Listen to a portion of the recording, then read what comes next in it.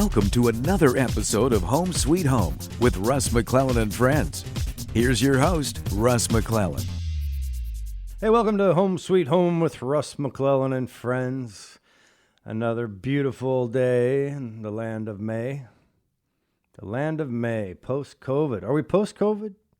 Are we in COVID? We're definitely not pre-COVID. I don't know. Probably could be called COVID the Confusion. That's what it's going to be known as. Back when we had COVID the Confusion, where nobody really knew anything. Mask, don't mask. Vaccine, don't vaccine. You know, it's good times roll. But here's the good news. The world keeps spinning. You know, the sun keeps coming up. The sun keeps going down. And like I've said many, many times on this show and in other places, tough times don't last, but tough people do. And I have one of those tough people with me. I'm really excited to have one of our newer agents, not brand new, but newer agents. Hi, Brooke Baker. How are you? I'm doing well. How are you? Awesome. Yeah. So I thought I would introduce you to our listeners because I think you have this magical look about you. I know that sounds kind of corny. But every once in a while, after 32 years, I can look at people and say, I think they're going to go places in real estate. And I think that about you. So I thought maybe as we could just chat and have a conversation, and then everybody out there that's listening will just eavesdrop on us and maybe talk about, you know, where are you from? Where'd you show up from? You just magically show up at our front door? Or what happened? No, so I am here from Wenatchee. I've been serving in Wenatchee at a couple of different restaurants for the past 5 years or so. I worked at Spring Lotus for a few years, and then I transitioned to Om Cooking, which is an awesome Thai place, my favorite. So you were a graduate of Wenatchee High School. Absolutely. And that was back, I think you said 2015, right? Yes. Right. So, you know, and it's funny because we talked off air about how people are thinking about what to do in high school. Now, you said you went through Running Start at the same time you were going to high school. So when you actually graduated high school, you actually graduated from community college. Yes. Wenatchee Valley, right? Yep. All right, I was a Knight. Go Knights. All right. So that's cool.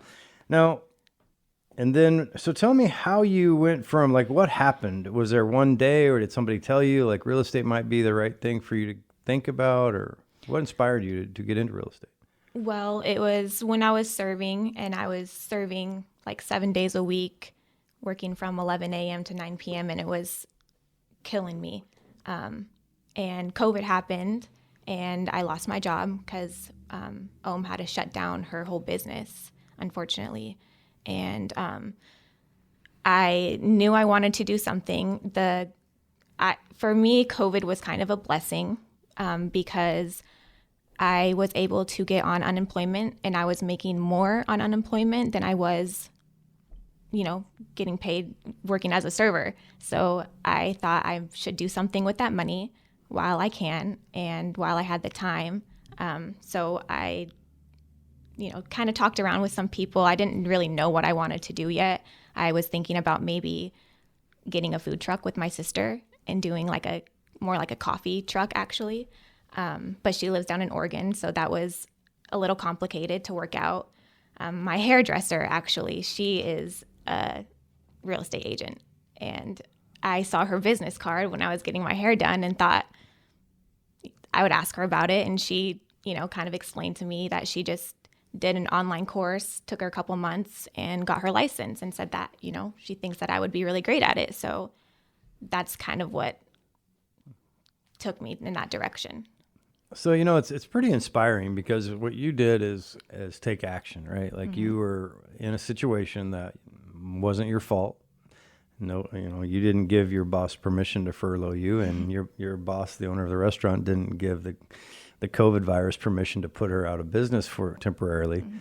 And so many businesses and so many people are in that same situation. Some are still in that situation where they're still waiting to go back to work. It is lightening up. There are vaccines now, and things are seemingly getting better. But then you hear about other parts of the country where it's getting worse. So again, that COVID confusion happens. But what is inspiring, I think to myself and to many other people is that you knew something, like you knew something needed to give, right? And so can you describe for people, because you can imagine there's a lot of people in that situation. What I love to do on the show is inspire people. I love to inspire them to make sure they understand that they're capable, they're worthy, they're resourceful, they're intelligent, and they can do anything that they want to dream, right? They just have to be given the opportunity to dream. And I think life has a way of sucking the dream right out of us. Like that brick upside the head, and that word failure seems to be prevalent. And all these forces that we really don't have any control over. But what you did is you said, okay, you saw an opening, and you sign up for online classes, right? And that takes about 90 hours. Yes. Right. And did you think that was hard? Was it, or what did you think about the whole thing? I didn't think it was hard. It definitely took a lot of time for me. I'm dyslexic, so it takes me a long time to read something. And it was, during the summertime, I was traveling a lot since I had free time. So for me, it did take quite a while to finish those 90 hours. But for anybody else, I don't think it would take that long, especially if you're motivated. It's not hard.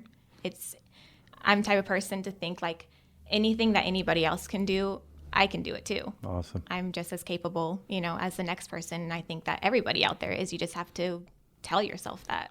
Yeah, you're exactly right. The story that you tell yourself, it's funny because, see, your brain doesn't know the difference, right? The brain doesn't know what you say out loud is true or not true. It just goes and finds the evidence to support whatever you're saying. So if you say, hey, I'm a loser every day, your brain's going to go like, oh, okay, well, it's not my point to judge that statement. I'm just going to go find the evidence to prove that you're a loser. Right.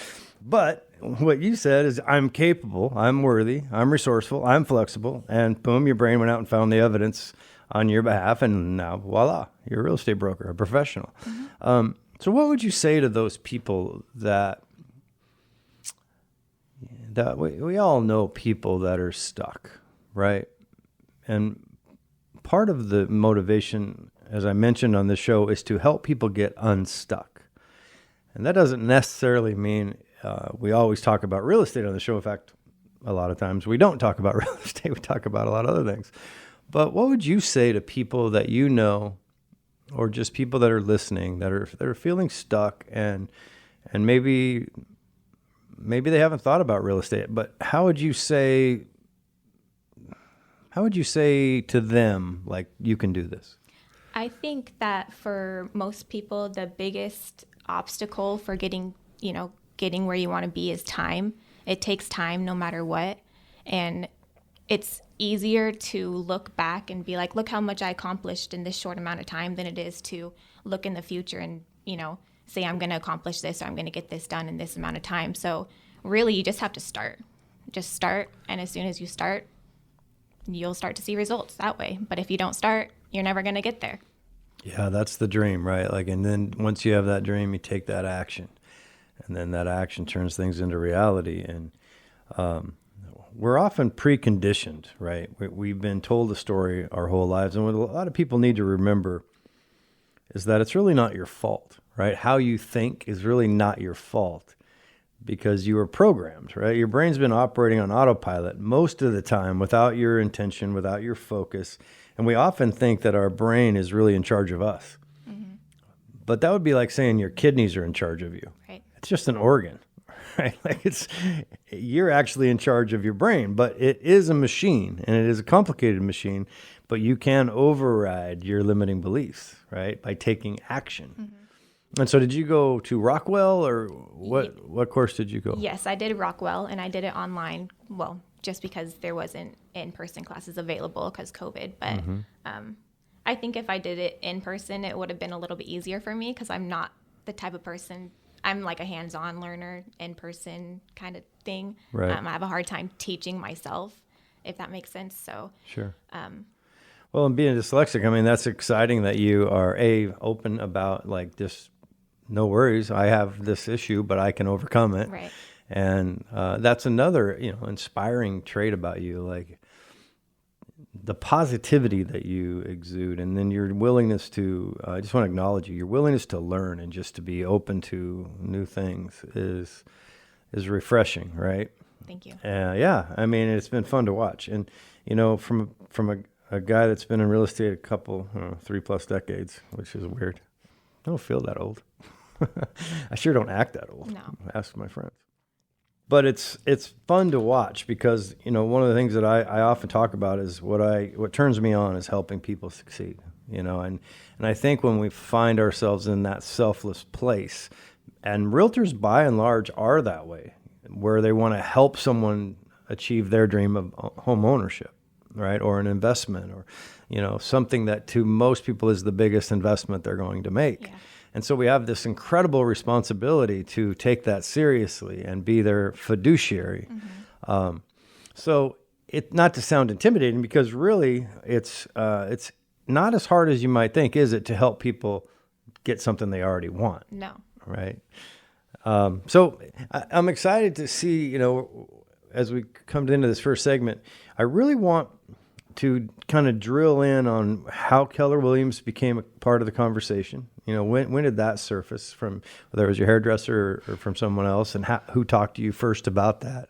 And then maybe in this next segment, we can kind of dive in to what Keller Williams actually is relative to what you thought it was. Because we always have these preconditioned assumptions that are often usually not right. But so when we come back, we'd like to do that and just keep inspiring people to take action. Okay. I appreciate you being here.